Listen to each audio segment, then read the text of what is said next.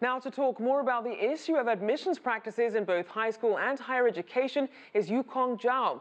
He's president of the Asian American Coalition for Education, which backs a federal lawsuit against Harvard University, claiming unfair admissions practices against Asian American applicants. Welcome to the show. Thank you for having me. So let's start with your prediction. What do you think is going to happen next in this New York public school testing situation? I think the attack on the New York testing system is baseless. The real root cause is really like the New York mayor. He failed the Black and Hispanic student. If you look at the K-8, like English and math processing rate, and Hispanic and Black students are really below the half of the level Asian American and White American achieved. So he need to address root cause. But I think I'm very glad under the Asian American community's pressure, the New York state legislature already postponed this issue to next year for the vote. But this battle is not over. So I encourage Asian American communities participate in the vote, give pressure to the candidates to ask them they need support integrity of the New York specialized school test systems. So being that this is the situation that they have at hand right now, some people have said scrap the test, some people say keep the test, some people say build more of these elite schools. Is it quotas? Is it more access to free test prep courses? How do you level the playing field that gives these schools a diverse way of reflecting the community, but also makes it in a fair way? I think the solution is not really changing the admission system. The solution is address fundamental issues. For example, how to improve the K-12 educations, K-8 education in Hispanic and Black community, how to increase their safety, how to support them, their parenting, how to promote best practice, and how to emphasize the education. So there's a lot of things can be done, but the solution is not the test system. I want to emphasize one simple fact. This test system has been implemented since 1971. In the early 1990s, there's a couple of high schools.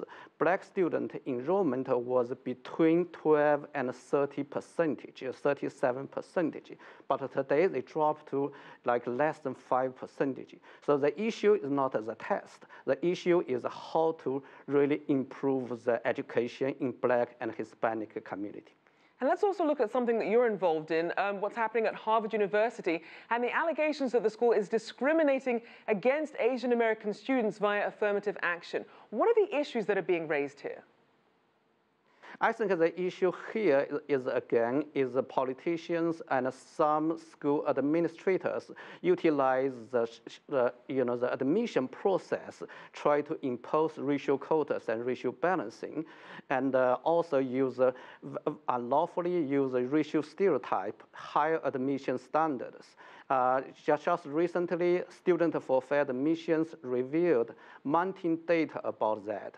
Example, one Asian American children, if he has 25 chance to get admitted in Harvard, and if he is white, he gets 35% chance. If he is Hispanic, he gets 75% chance. If he is Black, he gets 95% chance.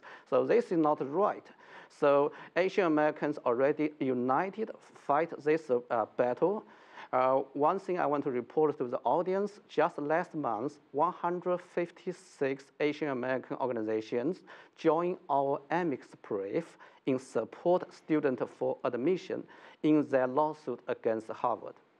So as we look at how Harvard University is made up, though, there does seem to be a divide even among Asian Americans in this case, about whether the admissions process is helping or hurting their chances. Why do you think there's that divide? Yeah, I guess in the past, there's some misleading information. And, I think right now the good thing is with the mounting evidence so compelling, more and more Asian American organizations joined our side. Actually, few Asian American organizations joined the Harvard side. I want to say the history is on our side. Now, let's also look at what happens after you graduate from college. What are some of the challenges that are unique to Asian Americans as they enter the workforce, especially when it comes to Silicon Valley? Yeah, there's a huge challenges. In Silicon Valley, right now, many politicians try to push racial balancing in Silicon Valley. You know, we have tens of thousands of qualified engineers work there, contribute to American high-tech industry. If they implement the racial balancing policy, many of them will lose jobs. So that's not acceptable. Another thing is the bamboo ceiling in corporate America. Right now, we do not have a lot of executives in corporate America. So, you know, Asian Americans have a barrier of cultural acceptance and also racial stereotype. We need to overcome that. And also, I want to say the racial stereotype is contrary to the facts. Between 2006 and 2012, 42% of high-tech startups, which immigrants involved, were funded or co-funded by Asian Americans. We take up only 6%. Another thing what I want to say is every Chinese restaurant owner, every Indian or Pakistani owner of a 7-Eleven or gas station, they have leadership skill. They have a risk-taking attitude. Right. So you know, say all children are not, you know, don't have leadership or risk-taking is baseless. All right, thank you so much for your insights. We'll have to leave it there. Yukong Zhao there, Asian American Coalition for Education.